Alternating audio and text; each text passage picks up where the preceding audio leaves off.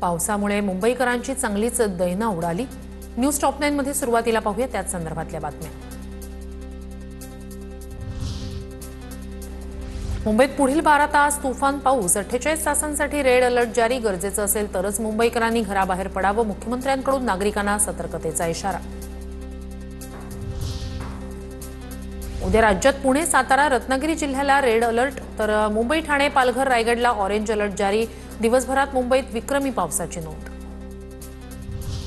मुंबईतील शाळा महाविद्यालयांना उद्या सुट्टी। हवामान खात्याकडून मुंबईला रेड अलर्ट जारी करण्यात आल्यामुळे प्रशासनाचा निर्णय। मुसळधार पावसाच्या पार्श्वभूमीवर ठाणे, पालघर जिल्ह्यातील शाळा महाविद्यालयांना उद्या सुट्टी जाहीर। पालघर जिल्ह्याला उद्या रेड अलर्ट। नवी मुंबई, मीरा भाईंदर, पनवेल, कल्याण, डोंबिवली मनपा क्षेत्रातील शाळांनाही उद्या सुट्टी। मुंबईतील मुसळधार पावसाचा रस्ते वाहतुकीवरही परिणाम। पश्चिम द्रुतगती महामार्गावर वाहतूक संथ गतीनं। अंधेरी, विलेपार्ले, विमानतळ परिसरात वाहनांच्या लांबच लांब रांगा।